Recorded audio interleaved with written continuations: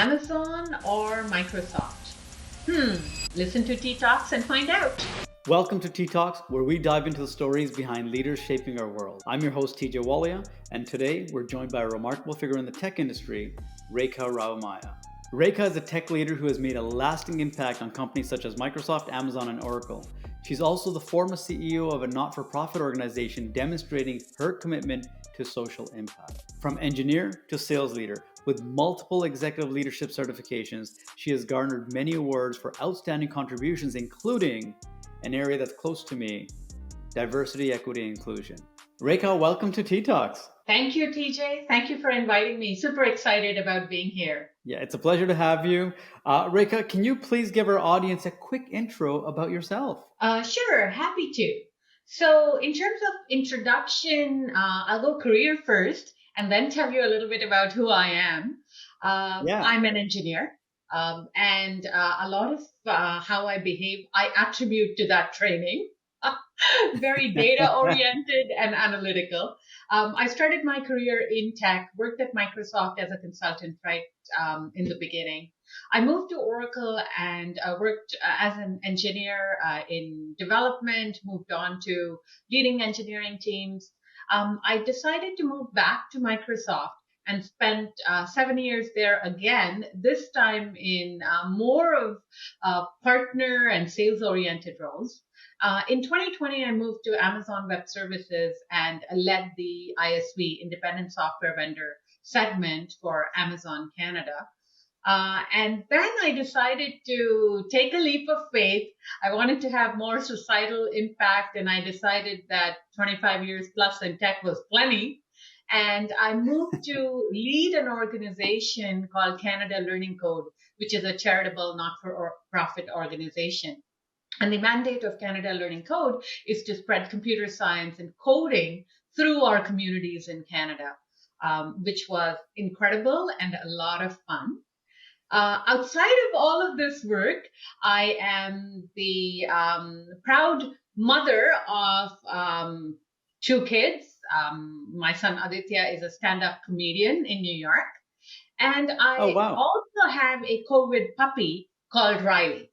So Riley is the joy of our lives and keeps us busy and keeps us going on those 5K walks, even on cold winter days. So there you have me in about 1 minute summary. That's incredible, Rekha. Thank you for that. It's amazing to have those COVID family members come in. I've got a 4-year-old now who's also a COVID baby. It's my youngest one of the three daughters, so I know what that feels like, and not having that exposure in the outside world. And then all of a sudden, we put her into school, and she's just like, "Where am I? What is this?" So, which is quite fascinating. Love the journey that you've kind of shared with us, Rekha. And what I want to touch on really for our listeners, including myself, because this is something I've done through personally, because I've had a computer science technical background, made the switch into leadership and sales, and it was something that was quite different for people who are in those engineering and technical worlds to go and make that switch. But from your perspective, what triggered that switch? I'd say there were two things, but the most profound thing was the advent of cloud. Because in my mind, there were two distinct sort of the before cloud sales behavior and the after cloud sales behavior. In the before cloud sales behavior, this is my point of view based on my siloed data. The sales process was incredibly relationship oriented, almost fully so, and also very oriented towards who you knew.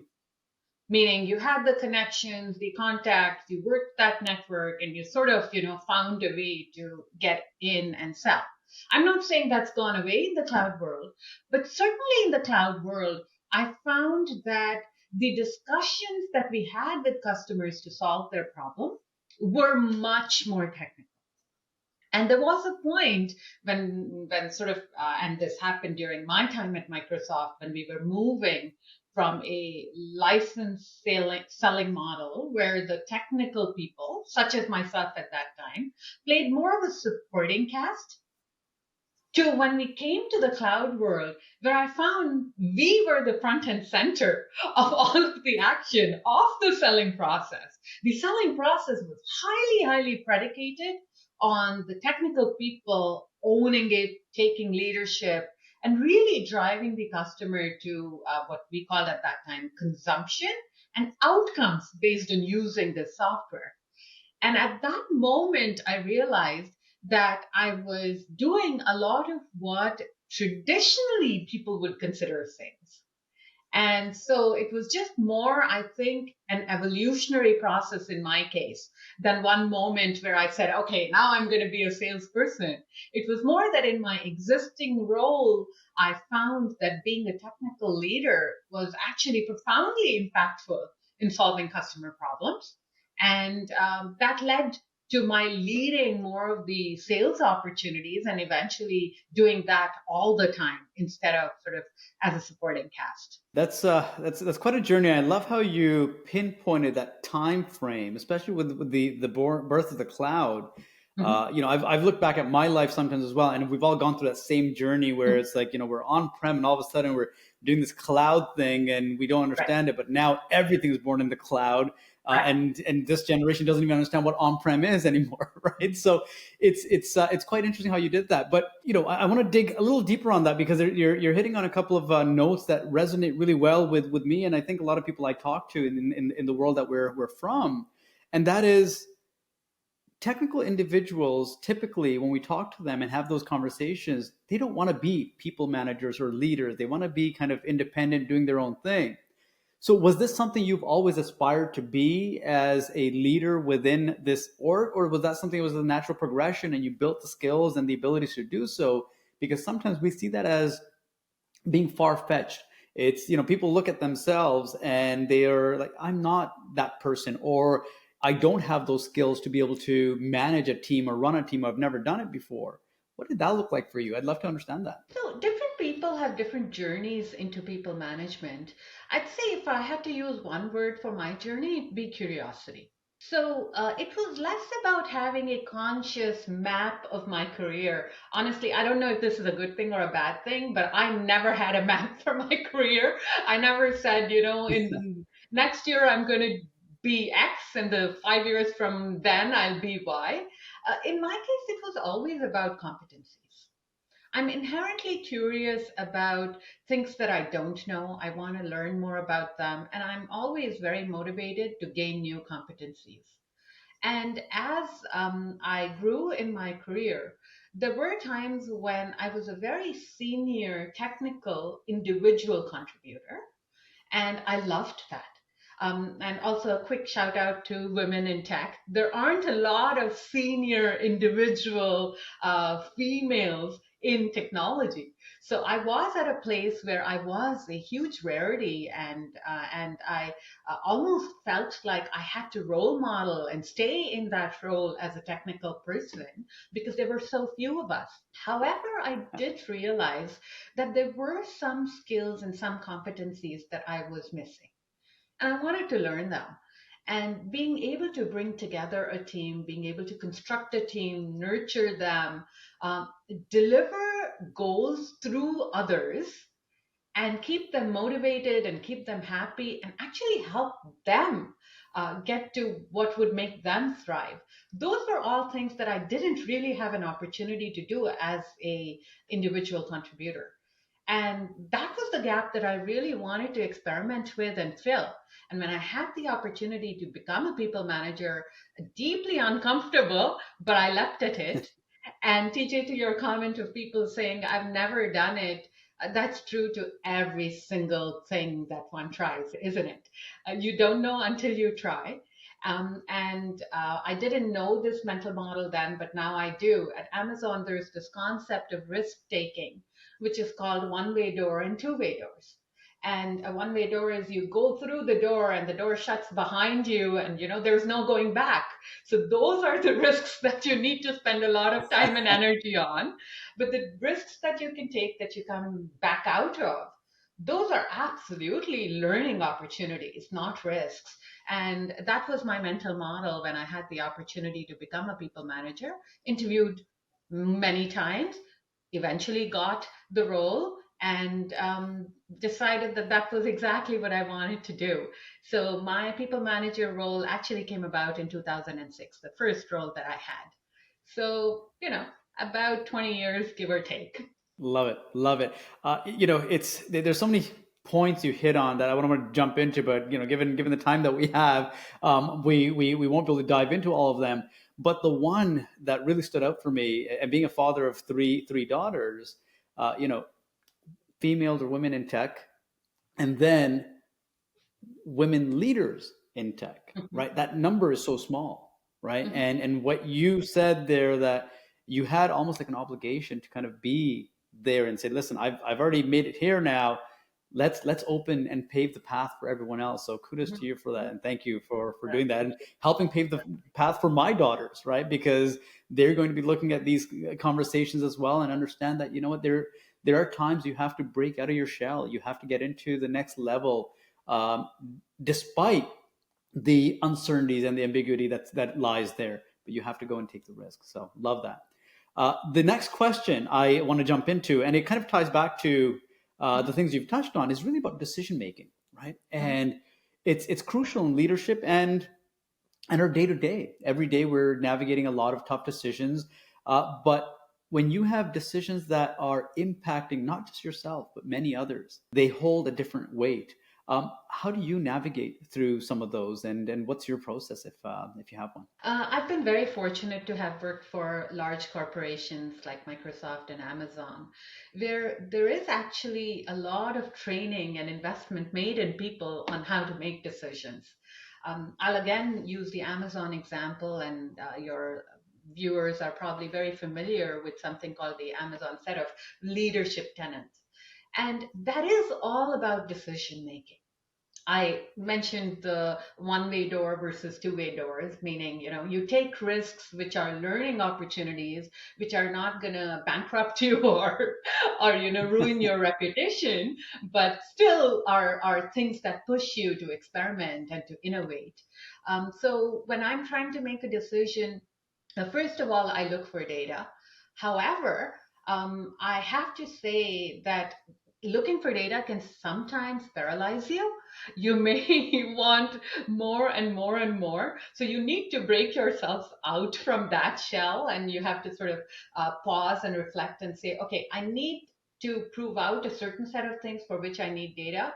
But for others, I need to kind of make a judgment call. I need to follow some degree of instinct and experience and dive in.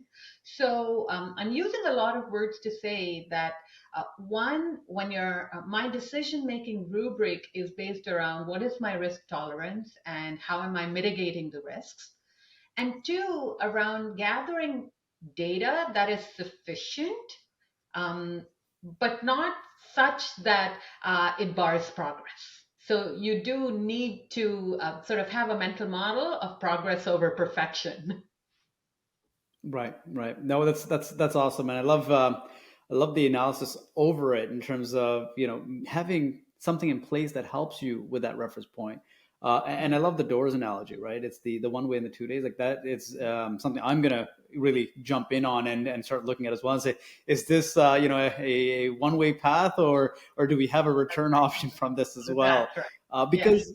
Because some of the decisions we make are transformational. They are at that level where there is no going back, and we've heard that, and we've seen it in movies. There's no going back from here, and this is it.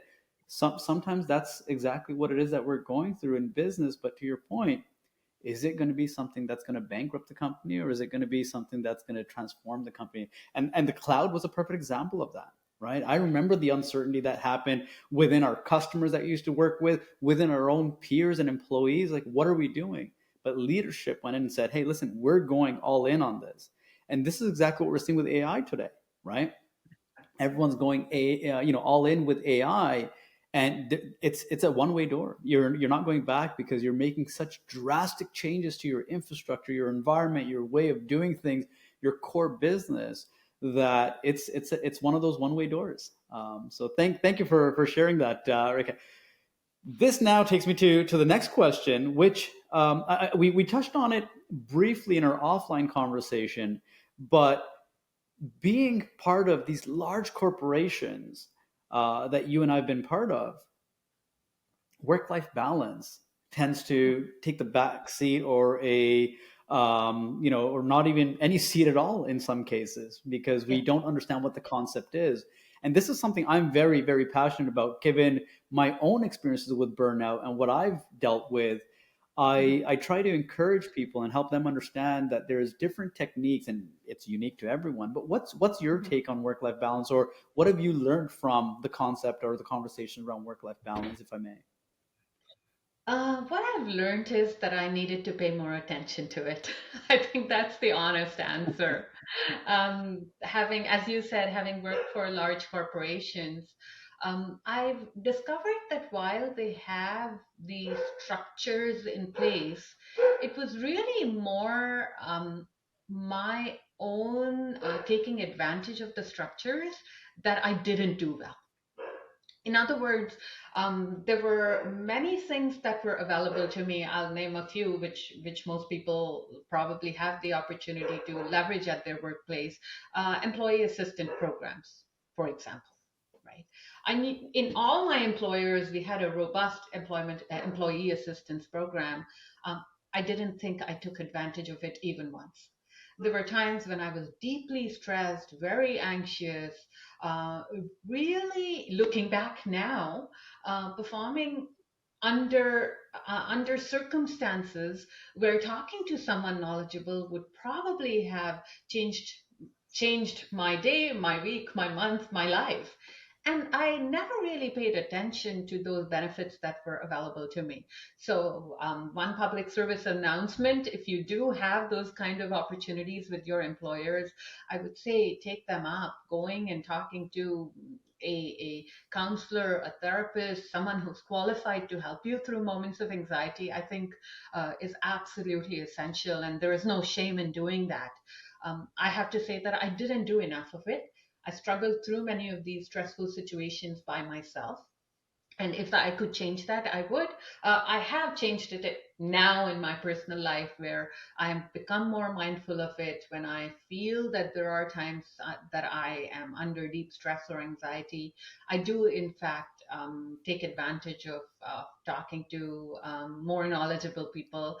I've actually had a lot of therapy, including things called cognitive behavior therapy, which I found profoundly useful.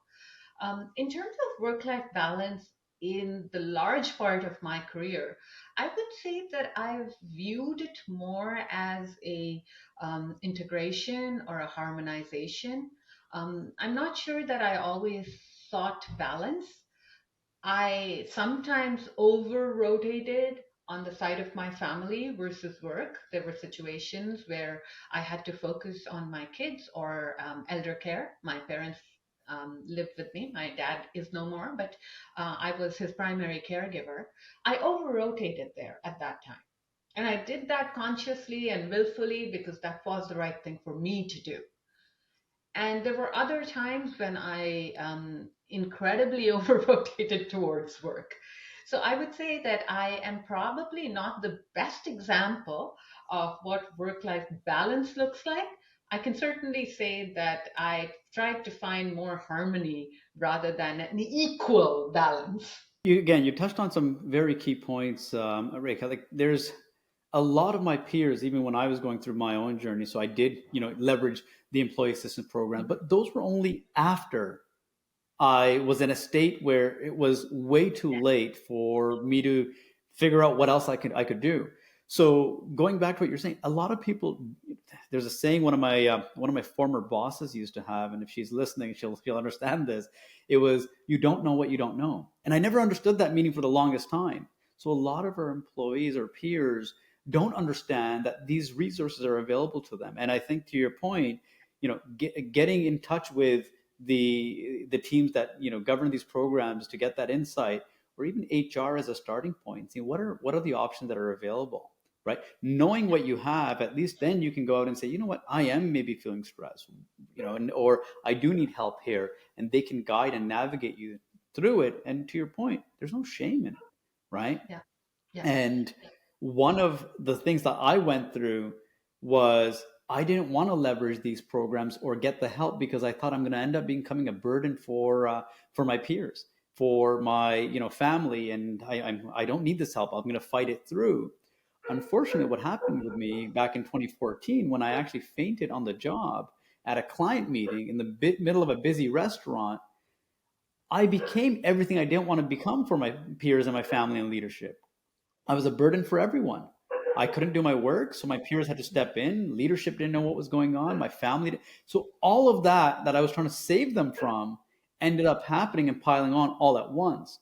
Instead, if I had reached out to the right resources and got the help that I needed throughout that, maybe I wouldn't have hit burnout to that extent, right? So Yeah, I love the points you touched on there, and a lot of us do need that support and that help, but we just don't know where to turn to. So, yeah, yeah. words from Rekha, Okay, go turn to your I might. HR team and get that support. Yeah, and I want to add one other thing here, TJ. I'm really Yeah, sorry that you had to go through this. I do know, speaking about you, that you have come out stronger from it. You are clearly looking at you, and we've talked offline. Kudos to you for doing thank you. that and for getting the help. I'll also say that it's not a subject that we talk about often, do we?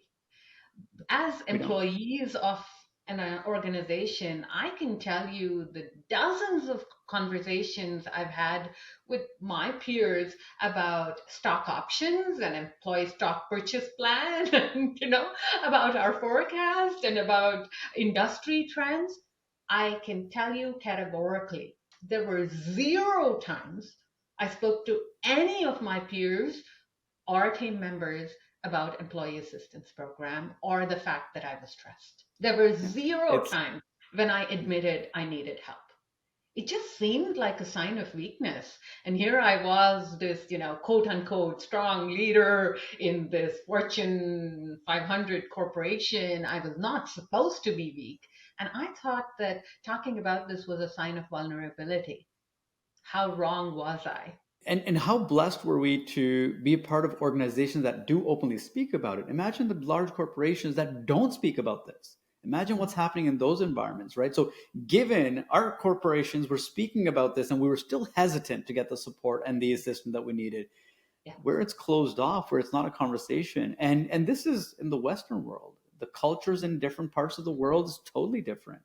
absolutely. So I can completely relate and understand to that. And this to your point, having no conversation around this, uh, ever since I started doing conversations for companies and organizations, every time I do a session, I can't tell you the number of people that walk up to me and talk to me about their challenges or their challenges at home and their family members.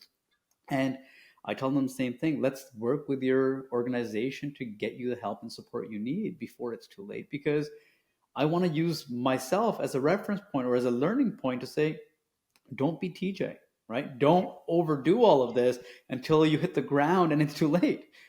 Because I remember those moments far too vividly, far too well, and I never want to be in that same position ever again. So I'm protecting myself, getting the help I need, getting the support I need, and getting the space I need, right? And sometimes that's what we need is that space to disconnect.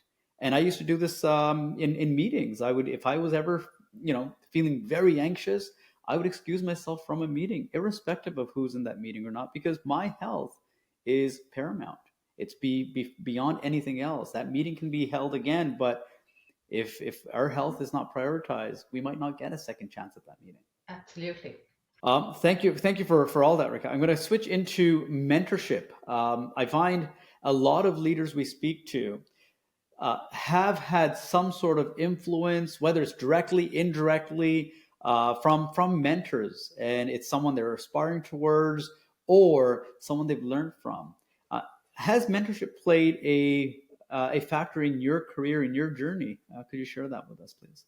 Absolutely. I'd say mentorship as well as sponsorship. And I'll differentiate a little bit between the two. Mentorship, I've had many mentors who have allowed me to learn through their experiences. They have actively shared their experiences with me when I have talked to them about areas that I needed uh, coaching, feedback, help, insights on. They have actively provided all of that. And I've had many mentors. At any given point in time, it's not just one person who can change you and shape you. It takes more than that. And in my case, it has certainly been many different people, either at the same time, more than one person, or at different times. There have been many people that have guided me and provided the benefit of their wisdom and their experience to sort of help me through navigating my career. I would also say that I've been lucky enough to also have sponsors, folks who have thought of me and advocated for me when I'm not in the room, and that's important also. There have been people who have said, "Hey, I think Rekha would be awesome at that job. Have you spoken to her?" I don't know this because sponsors typically keep themselves, they're not telling you that they're sponsoring you. And in my case, they certainly didn't say it in front of me, but I know that they advocated for me when I was not in the room. I won't say one of my managers' names for the fear of embarrassing them, but there is no doubt in my mind that without their sponsorship, I would not have done the impactful things that I had the runway to do. So I've had the benefit of both mentors and sponsors, and I consider myself very, very fortunate. And the only way to say thank you to these mentors and sponsors is to pay it forward. So I'm a mentor myself to others who are currently early in career or at mid career and can benefit from my experience. Love that, especially the sponsorship aspect of it. I mean, you're not the first person to say that from a leadership perspective, because a lot of individuals don't understand what sponsorship really is. And a factor of sponsorship is management or leadership or other individuals knowing what your capabilities are, right? So a lot of us stay silent within our roles, but we assume that no one's helping us, no one's supporting us. But no one's a mind reader. If they don't know what you're doing or what you're capable of or what you want to do, right, they can't get you in front of those opportunities. So if someone like myself, I remember when I wanted to get into the sales and the business side of things, I made it known. I said, listen, I want to do this so that I can develop myself. So I went from technical to becoming a product lead. That was a very drastic change for me, but it was only because people believed in me. They believed in my abilities. Even though I didn't have the background at the time, they knew I'd be able to pick it up and run with it. And if I didn't make that known, it would have never happened. That's really the one crucial thing that many of us miss, especially those that are technical, because they tend to, and I'm no, I'm generalizing and stereotyping dramatically, but we always assume that, hey, our skills speak for themselves, right? And they do. They absolutely do. However, there is also the element of aspiration. And unless you articulate your aspiration and throw it out there into the universe and tell people about it, people don't exactly know how to help you. So, what you did was exactly the right thing, which is, hey, this is what I'm capable of, and here's what I'm interested in, and help me create that bridge from going where I am today to where I want to be tomorrow. Absolutely, absolutely. I'm going to jump into our last question before we go into rapid fire segment, which is going to be the fun and exciting one. Which is the terrifying Productivity. one. Okay, terrifying. For you, because I know the questions, you don't. I'm just curious about the answers. This question is more for the productivity. We all have certain strengths or certain skills or techniques that we gravitate towards. I personally love the Eisenhower matrix, especially when there's a lot of conflicting priorities that we have to work through. Do you have any strategies that you can share that you've leveraged or you like to go back to when there's a lot on your plate that you want to go back to and say, okay, I've got to get bunch of things done. Here's my, technique or approach. What would that look like to achieve productivity? So here's one tip for people, which is listen to some of TJ's LinkedIn videos because I learned heck of a lot from the email Outlook management from you, from watching some of those.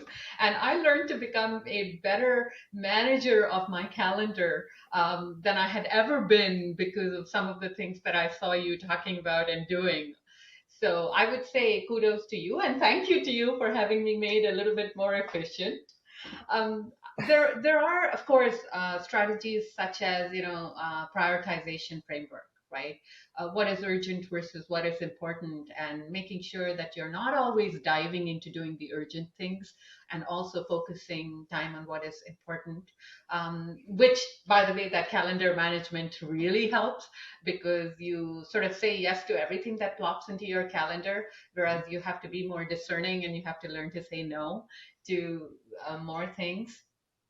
One of the things that I was inspired by a lot, I think it was last year already, early last year when Shopify decided to start the year with having no meetings. They basically said that we are going to go into your calendar.